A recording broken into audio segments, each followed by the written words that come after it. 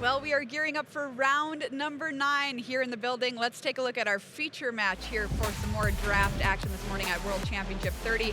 It's 2 of our 4 co-leaders of the tournament. Seth Manfield versus Errico will be facing off here in the feature match area. Seth Manfield, 12 top finishes to his name. He's a member of the Hall of Fame. He won a World Championship in 2015, as well as 3 Pro Tour wins under his belt too. Errico, no top finishes for Ivan here. A regional championship finalist in Naples, qualified via an RCQ at his LGS, and here he is at the World Championship. Just beat DePra last round. Can he take down Manfield too? Tell me about these decks, Monty. Okay, we are going to start by taking a look at Seth's deck, and this deck is exactly what I imagine when I hear the name Seth Manfield. It is fast, it is low to the ground, lots of cheap creatures, combat tricks, some removal, not really there in the bomb department, but really this is exactly the type of deck Seth likes to play, and this is the type of deck that he is an absolute master on. Everything is there for the tools to success, and it is one of the strongest archetypes in the format. On the other side, taking a look at Ivan's deck, Ivan has a Dimir deck, and this one is more interesting. Dimir, one of the weaker archetypes in a lot of players' minds, but Ivan does have Kaido, Bane of Nightmares, which is an absolute powerhouse, and some nice removal to go with it. The curve a little slower here, so he may be in trouble against a deck like Seth's so fast. But I do want to highlight the Meat Hook Massacre 2 here in Ivan's deck. A little awkward considering there is an 8/8 plus a Terramorphic Expanse mana base, but if he is able to resolve the quadruple black card, that can be really nice. All right, there's a look at the players and the decks for round number 9. We'll see who comes out on top. I'm going to pass things on over to Ailey and Corey with round 9 here at World Championship 30.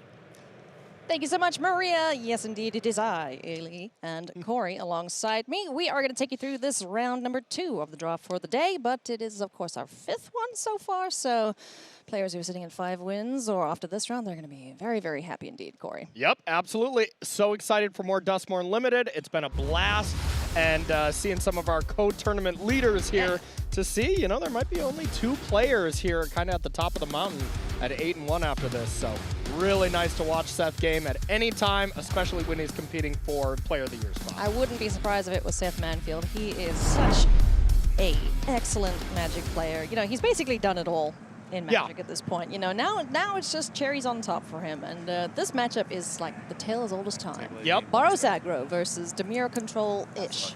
Yep, and Seth's deck looks really strong here as well. Ivan's deck is pretty strong as well. Kaido and friends. We see Kaido in hand here, so that is going to be great for him. But Ivan is no slouch when it comes to limited, especially as well. He is 7-1, only losing to John Emmanuel DePra earlier yesterday in the limited rounds. Got his revenge last round as well. Skull Snap Nuisance on the board here. Isn't a very good blocker up against this cheerleader, so Seth will be able to get the flying counter on this creature, and he's playing 3 of these cards. Yep, just a very good 2-drop, being able to turn it sideways. Seth has a bunch of pump spells to be able to kind of force it through. Unidentified hover ship says, get out of there, little bug. One of Seth's best card in his deck. Seth is just a very streamlined, good aggressive deck here. Nothing too flashy, but pump spells is a great recipe when mixed with the couple removal spells he has here. Only 3 of them, but that usually is enough to push through some damage. For sure. So hover ship and the flying cheerleader. I mean, yeah, he's got enough cheerleaders to make full squad. Yeah, there you go. Give me an S. All 3 of them. Give me an E. Give me a T. Give me an H. He just needs one more for the Seth H. just really needs a W. That's what he wants here. Yes. That's the main letter he's going for. You gotta love the survivor creatures here, though, with any kind of vehicles. So Seth does have the option here of going, you know, double cheerleader here, crewing them both into the hover ship and then attacking and then getting a survival trigger on all of them. The Gremlin here is a little bit too good of a top deck here, as you can get rid of that pesky mountain that Seth has in hand. Yeah, who needs more than 4 mana to borrow stuff? Yeah, not this one. That's sweet. Reverend Gremlin into a 2-drop, just being able to filter through the deck, get rid of the cards you don't need in hand, and yeah, we get to swing. We get another flying cheerleader. Yep. a swing in for 4 with the flyers. So this is looking excellent so far for Seth Manfield. Yeah, this is ideal for Seth. 2-drop, a 3-drop removal spell that is also a vehicle, and then 2 2-drops is really, really, really nice. Yeah, we do say nowhere to run. It's kind of funny because they're all flying. Nowhere to run will take care of the gremlin, so no card there, I believe, for Seth's. Yep, it was definitely with the creature on the stack, I would assume. That's the way you want to do it. Yeah, there we go. So another cheerleader. Here comes the squad.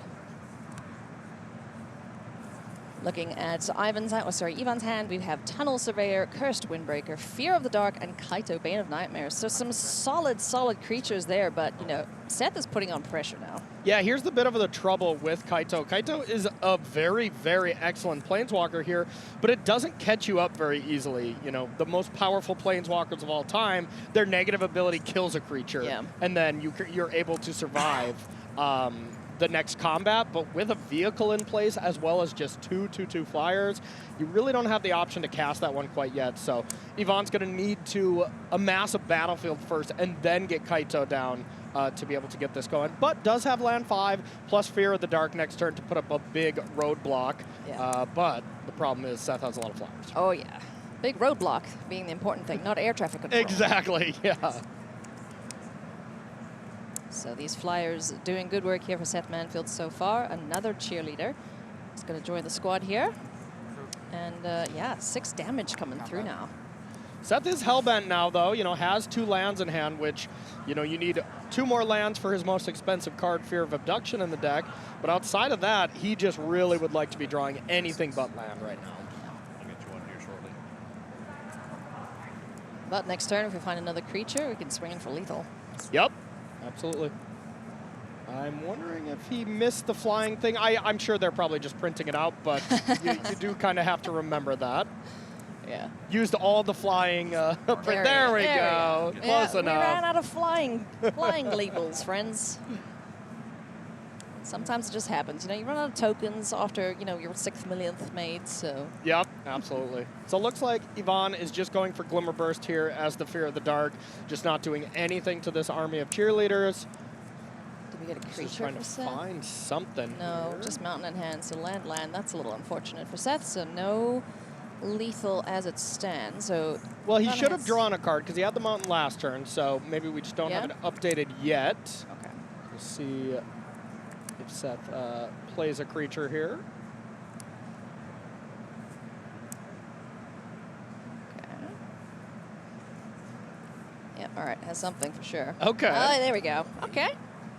Pretty nice. So did have the creature to crew up the hover ship to, like you were saying, attack for lethal. But this also just does it, as you can give one of your... This is plus 2 damage regardless. Give a flyer a double strike, so... Yeah, and now Seth doesn't have to risk the hover ship. Yeah. And now as long Great as... pick up there for Seth. As long as Yvonne doesn't have a 1 mana, 1 black way to interact here, which I don't believe he does, this should be GG going to the next game. Oh, oh, there we go. Oh. Yeah, has the blocker here, and doesn't have to trade. Yeah, the excellent. Windbreaker has flying. Okay, that was huge. 8th the double striker, I imagine. Mm-hmm. Stays alive. You know, that Cursed Windbreaker. Yeah. It's a great card. I really did not think it was very good right away, but that card has proven to be extremely strong. So Glimmer Burst available. We have Bottomless Pool Locker Room. Okay, so Bottomless Pool can get rid of one of these flying attackers, but you know, it would be all right then. Yvonne can buy himself another turn. Yep, with the Bottomless Pool returning a creature to hand. Yvonne just has the brutal aspect of only having 1 island here, so looks like he's trying to just draw a couple cards to find a second blue source. There we go. Which he did. So now has the ability to bounce one of these flyers. But Seth can still just take this down if he's able to find any piece of removal to get that flyer out of the way. The flyer or the Cursed Windbreaker. We do have Trapped on the Screen for Seth. Jump Scare would probably do it too. Yeah, just or the Fear of +2/+2. Abduction would be pretty nice. Yeah, Fear of Abduction. Fear of Mobility wouldn't do anything just yet. There's a Betrayer's Bargain to kill the Fear of the Dark. Well, fear of immobility would be real nice. Get the only flyer out of there. Crack it. Oh, fear of abduction off the top. That should do it. Asking ye shall receive. So the hover ship brought an alien friend down with it. So does have to exile the flyer, but then can crew the hover ship, give it double strike, and attack for Kassis. Yeah. Nice draw from Seth there. Sweet. Boom, boom. That's going to do it for Seth Manfield. So that was an excellent pickup there at exactly the time that he needed it. Ivan was doing a great job of staving off the damage, stemming the bleeding a little bit. But yeah, he's going to need to hope that game 2 finds him some more removal. And that's really how this matchup is going to really go, is just Ivan's just always going to be on the back foot, especially if that's, oh no, only 5 cards. Oof. Okay, only 6 it looks like. Goodness I think me. I only saw 5 cards in his hand, though. Yeah. Yeah, so I think that was a mold of 5. Yowza. Okay, that's rough. But on the bright side, there's no great turn 2 for Seth unless he just top deck one of the 3 cheerleaders. You can get the room down, but not amazing now. Yeah. Just something to use up his mana. But after that, Seth has a nice curve with the clown. You can get the rip chain going, and then removal to back it up. So Seth's still looking great, and the pressure's going to be on Ivan. Skull Snap Nuisance, gonna get in for some damage before it is dealt with by Seth Manfield, so able to surveil. Try and find some answers here for Ivan. Yeah, and as far as the signpost on comments for each color pairs, this card is okay. Having a 1/4 body is great, but the ability is so lackluster in comparison to Bookworm. Oh yeah, Bookworm is just free value. Exactly. Glimmer Tamer, some of those things just doesn't really add up, and kind of leads the Dimir color pie to be, a little less than ideal. Yeah. You'd certainly get some excellent cards in the colors, but unless you're getting every single bomb, rare, mythic, and uncommon, I don't think there is a mythic uncommon in blue-black. Yeah, that's exactly right, though. You really need to just find the bombs in Dimir. If you're just playing the commons and uncommons, your deck is probably going to be, a 5 out of 10, 6 out of 10, something like that. Decent start here, though. 3 bodies on the board. Yep. And nowhere to run to get rid of the clown. I kind of like the clown. Yeah, it's not bad. This is a perfect deck for it. Seth just has a bunch of 2-power creatures. It can be really nasty, especially if you can ever give this card double strike. You know, you can kind of get a combo turn out of nowhere, especially with Seth's pump spells. Yeah, if you get a most valuable Slayer, hit the board, give it first strike. There you go. Ouch. I'm here for that. Rip Chain Razorkin. Hits the board. He's got a really small booty. Yeah. Or a flying blocker, most of the time he just dies trading with whatever, he has to block in the air. But, decent if the game goes long, start chewing on some extra lands, that sort of thing. Yeah, brick walled the battlefield here for now, but the Fear of the Dark is definitely going to be the biggest creature on the battlefield, and something Seth has to deal with, as that's a 3-turn clock. So if we have it trapped in the screen or something, it'll be a very, very nice thing to do with that Betrayer's Bargain. That is also very good. So it's kind of I think Seth's big decision here is just pay 4 mana for the bargain right now and deal with the Fear of the Dark straight away before Ivan can draw a card to protect it, or try to sack one of these rooms, maybe get a little cute with that. I would be pretty keen to just get it off the battlefield here.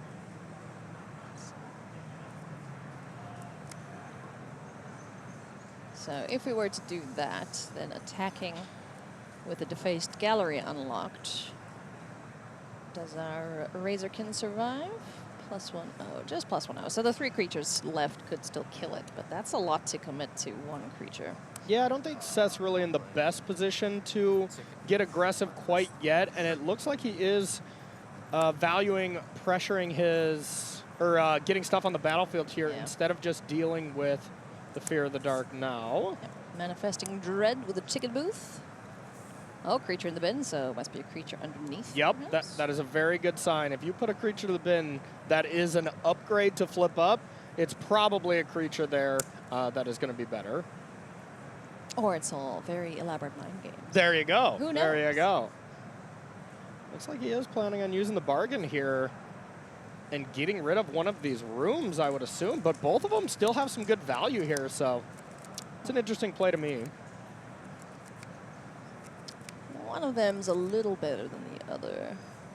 Yeah, I would want to keep the Painter Studio around to get value with that. And that is the one that he decides to keep around. He has 2 of the double striking rooms, but Tunnel of Hate can just be really, really nice at creating a gigantically fast clock.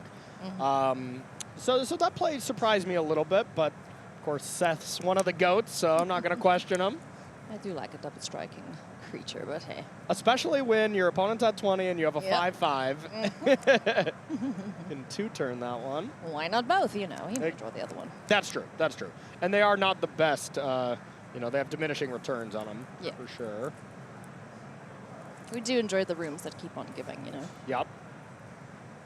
The one-and-done ones are the one that we'd ideally like to sacrifice to effects like Betrayer's Bargain. But let's see. Acrobatic Cheerleader shows up on time for practice, or a little late for practice at this point.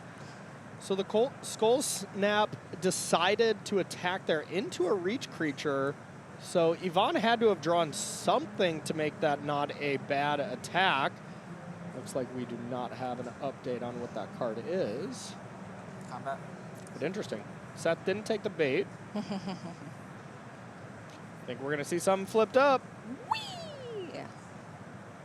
Yes, yes, yes. Oh, Nice. great. That is a great card to flip up there. Oh, Glimmer man. Seeker being able to give... Ah, there we go. Okay, okay. Great card, but dealt with there by Yvonne, so That's still a nice 2-for-1 yeah. in favor of Seth. And almost even better than a 2-for-1 for Seth because he still has the value of the room that he can use at any point. So a fine exchange for Seth. And some extra life for Yvonne, which is, you know, putting him in a pretty good position here up against what is typically the aggressive deck. But Seth is needing a little bit of extra help here now, I think. And that pump spell was brought in by Yvonne, so that's just saying, my deck is slow, I need Lifelink to catch up, Yeah. I need some tricks to be able to interact with Seth, even though that's not a very good card, Yeah, realistically. it's not super great, but No, you know, not great. like lifelink buffing. You're not gonna be sad to see it in this matchup. Yeah. Now turn inside out, a much better pump spell here in a vacuum for sure. Let's go out critters. 5/3 able to attack here freely, while the 1/4 will jump in the way of our cheerleader. So Seth doesn't have to kill this right now, can just get the flying counter on it, even though the flying counter doesn't do a ton against a 1/4 flyer. But if he goes for turn inside out and there is a removal spell drawn, then it's a little bit worse. Yeah.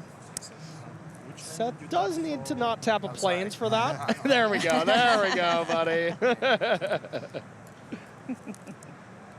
And now, second main, we could see this room become fully unlocked. He would like to have another mountain there, but Yes. now just decides to use the ability to just draw a land. Yeah, just chew on some cards, get some lands. Why not? Another cheerleader, perhaps. I guess I missed that. Yep. So Yep. we did miss that at the beginning of second main. Not the biggest deal up against an only 1/1 flyer, and 2 lands from Yvonne. Just scoops it up. And that's rough. Yeah. Bad beats there for Yvonne, but Seth Manfield getting the job done there with, you know, he didn't have the greatest hand. Wasn't the fastest start ever, but still managed to over there. So I'm feeling pretty good about that. Definitely did seem like the better archetype Boros. I like a lot more than Dimir, and this is kind of the exact matchup that Seth would want. Something really slow, really grindy, where you know his medium-ish creatures can just really get the job done really effectively. So yeah, congrats to Seth. All right, we have another matchup for you, friends. It's going to be Kassis versus Alexander Hayne. Woo. You're not going to want to miss this one.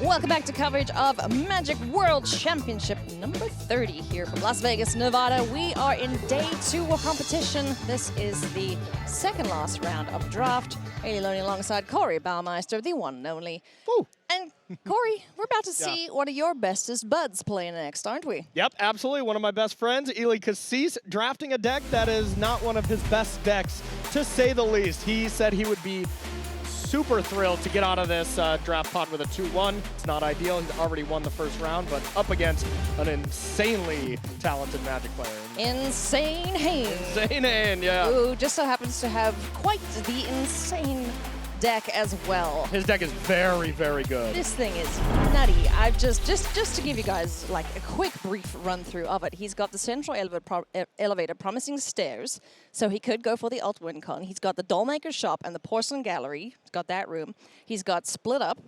He's got Sheltered by Ghosts. He's got Inquisitive Glimmer. He's got Mirror Room and Fractured Realm. Just like every single rare and mythic room he could pick up, he's picked up. Yeah, the mythic rooms especially are just unbelievable here in this deck. Really, really strong deck here from Hayne. Yowza. So yeah, Ely has a mountain to climb here. And, you know, as a Canadian, I've got to root for Alex in this one. Of course, Corey, yeah, so I hope we can absolutely. be friends after this one, no matter which way it goes. I mean, looking at the two decks, I would definitely be picking Hayne to win this. His deck looks incredible. Really, really strong. Ely, I think, has to get a little lucky. Draw his good cards. You know, Ely does have Chainsaw, one of the best that card's red sweet. rares. And other than that, not the best creatures, I must say. You know, he's playing 2 Creeping Peepers. Not amazing there as, like, his cards he just needs for the curve. Really not the strongest. Well, we are playing this at slightly higher speed, for those of you who have noticed, yes. We're running a little bit behind, so we're trying to catch up and show you as much Magic as we possibly can. So, yeah, let's get buckled in for this one, because it's going to be quite the whiz. Let's go. Clammy Prowler on the board, 2/5.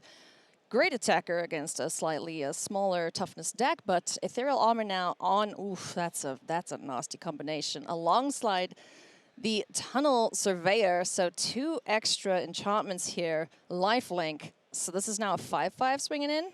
Yeah, 5/5 lifelinker swinging in. So Ely's plan of kind of getting a little aggressive here, not really going out too well here.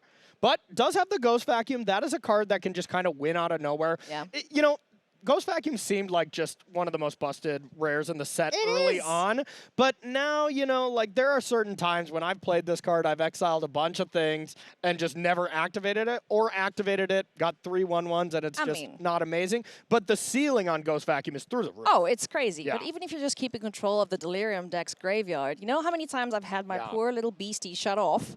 Because someone just takes my 4th card out of it. That is one of the low-key best aspects of it, is mid-combat being able to turn off Delirium things is very good. But here is one of the best uncommons in the set, if not the best. Yeah. It is up there with some of the rares as far as rankings. It's you know. so good. Really, really tough to deal with. Sheltered by Ghosts, extra lifelink here. So Hayne is just putting his foot on the gas and saying, all right, Ely, deal with me. And I don't know if he can, honestly. What is in this deck that can get him out of this? Yeah, I was going to need to find some of his very few amount of removal spells to be able to deal with it. Yeah. The really big Ethereum Armor creature, he has very little pieces of removal for. A Vanish from Sight, as well as a Monstrous Emergence if he can find a gigantic creature to pair with it.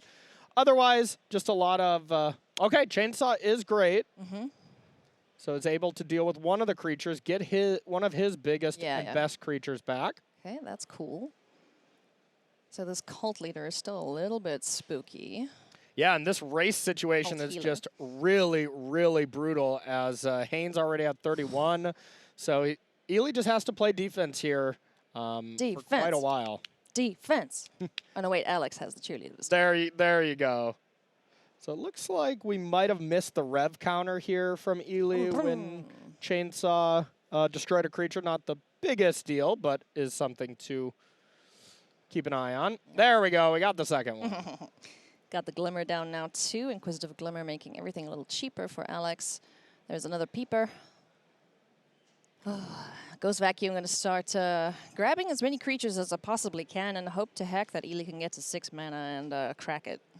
Yeah, if Ely can control this healer, then the board is pretty stabilized here. But, like I was saying, not a lot of ways to actually do so. There's a Roaring Furnace as well if you can get a lot of cards in hand, which I'm guessing Ely doesn't have that many this late into the game. Yes, that's a 6/6 now, the healer. Yeah, the healer, and it's just the first strike is probably the biggest thing. Maybe Ely eventually will have to do this of just amassing a double or a triple block, but Hayne will know that and will be like, okay, if you have to double or triple block this, maybe it's time where I can attack all in, and then you can't triple block it because the other 4 creatures would have a lethal attack. But there's a good one. Dollmaker Shop, I think. Yeah, yep. Yeah. This card is nasty. Yeah, it looks like we unlocked the other side, though, the gallery. Yeah? Yep. So the creatures are just gigantic. Jeez. So this should 1, just be 2, 3, GG. 4, 5. So they're all 5/5s at base. Yeah, this Good should grief. just be over right now. 'Cause he's got enough Conveniently, blockers, Ely's at right? 5. Yeah.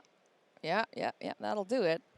Man, that card, if you lose your board, it's backbreaking. But at this point, Alex is just like, yeah, you're tapped out. I'm turning things sideways, and I'm going to die. Yep. First strike to be able to gain life is kind of a little bit of a trick that Ely gets to do. Alex? Oh, yes, for the... To be able to gain some life, yeah. So not dead yet. Well, for the Grasping Longneck, when it dies, it does gain 2, so he will be at 2. Staying alive. Whew. Good grief, how many creatures died? So we gotta get those rev counters on that saw.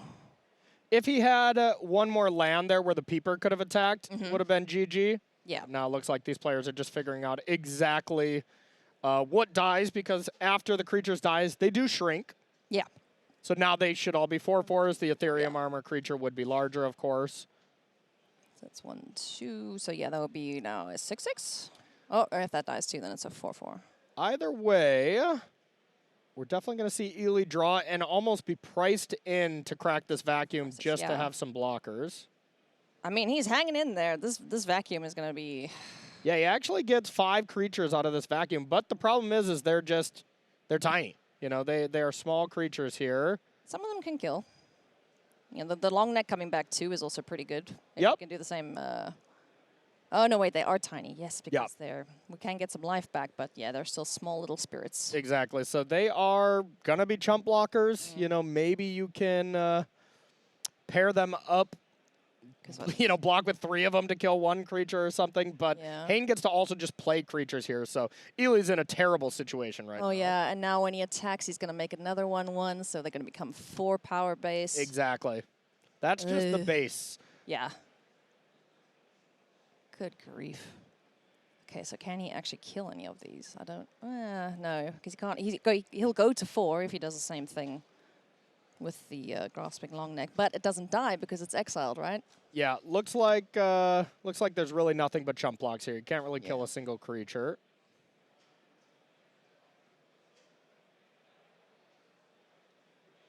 Man, that is just brutal. He's doing the best he can, but... Yeah, and just kind of delaying the inevitable here. There's not much Ely has for catch-up Board whip? to really beat this incredibly powerful Mythic Room. Yeah, that's I don't think I've ever beaten that room, if I'm being honest. Dollmaker's Shop is so good on turn 2, and then you just win the game when you unlock the 1-on-6 pretty easily. Well, they do die. Yeah, they do die. Okay, so not exiled. It's not a finality counter, but regardless, nothing that Ely Kassis could do at that point. So game number 2 is where our players went and managed to tie it up. So we're going to jump into game number 3 here. Ely Kassis fighting back with his, as he put it, terrible deck. Yep, pretty terrible. Yep, he said if he can get a 2-1, he will be super, super excited. And honestly, getting a game off Hayne here with this deck, since I would say, you know, Alexander Hayne's deck is like a 9, and Ely's deck is like a 4.5. So being able to even squeak out a game here is impressive, but of course, Ely's looking for much more. And this is the best card he's got on turn 2, so this was a solid start. I was about to say, oof. Probably just going to see a trade, but wow. Okay, all right. Hayne He smells no fear. That's a bad sign for Ely, I That would is a imagine, very if bad you don't sign, take that trade.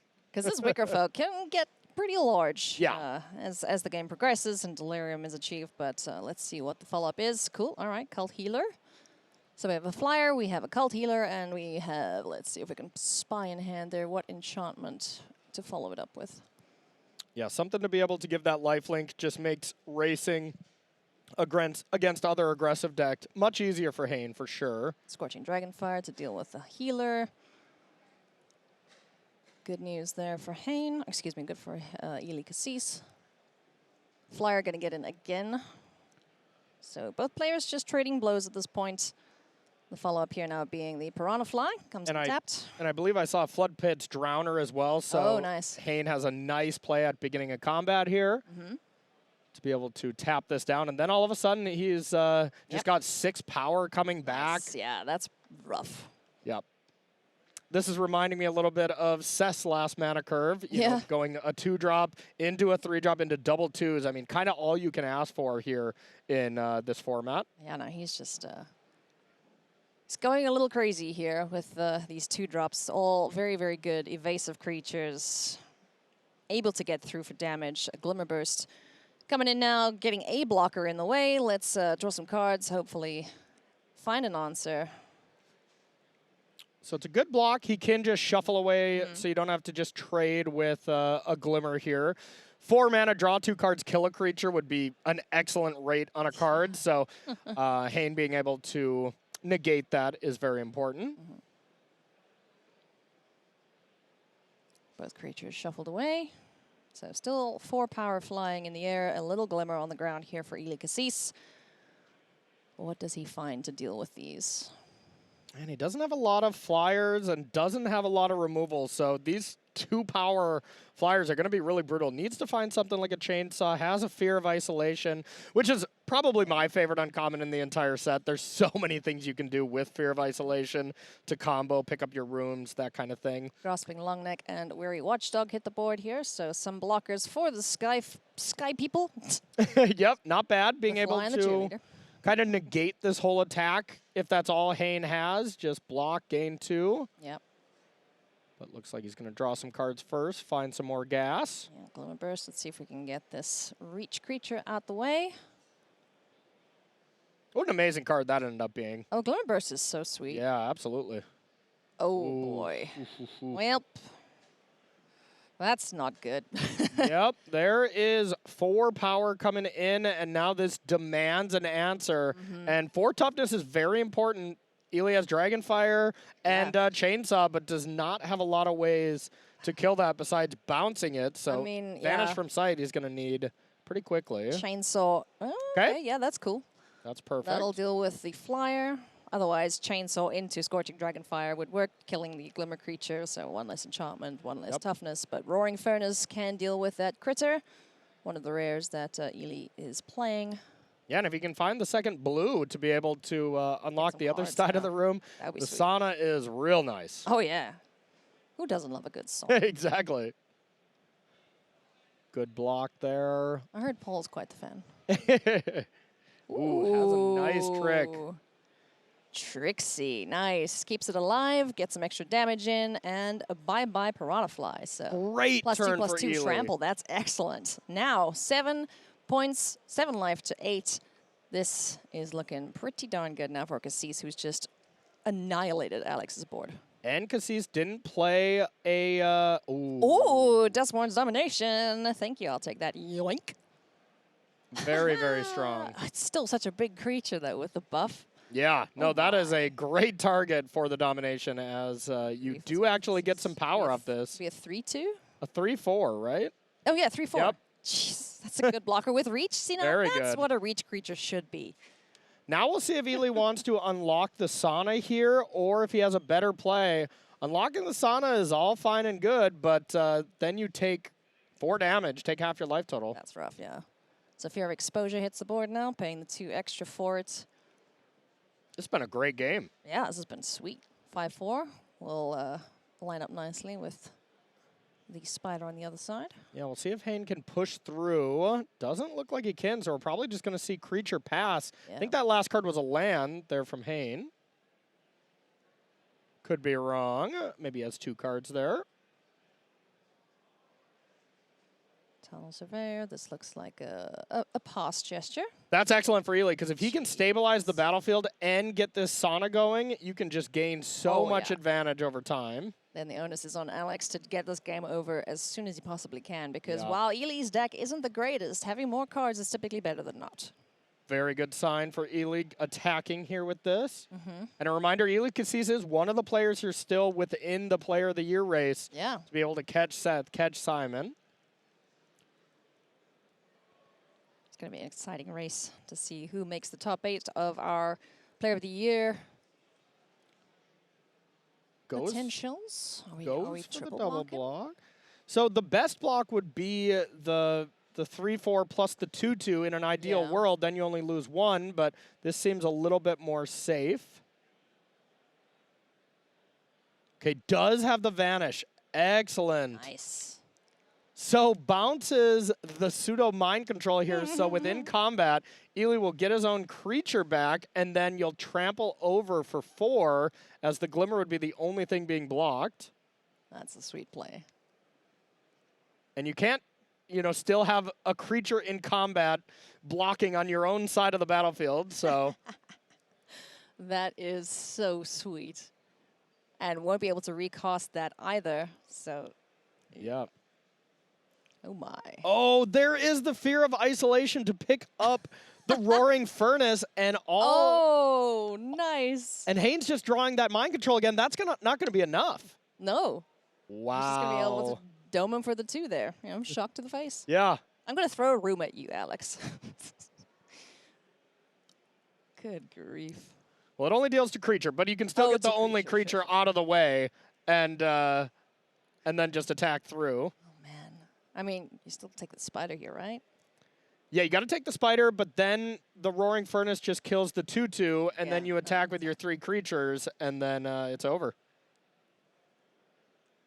As long as Ely has 2 cards in hand after this, Sure. which I assume he does. All right. Oh, all right. We just cursed windbreaking. And I don't. Interesting. Maybe you didn't have. Okay, Oh, I mean, okay, that's just still 2 moving it lethal over, yeah. flyers, yeah. He could There you pick go. multiple ways to win the game there. That was pretty impressive for a deck Yeah. that he did not like. So, mission accomplished almost. Yeah, Ely gets to play for the trophy next round, and where he was saying 2-1 is all he would be happy with. So no matter what can do that. But of course, if you got a chance to 3-0 your pod, might as well take it. You're going to take it. So best of luck for the next round. One more round of Limited. We are going to be back at the desk after this break. Don't go anywhere.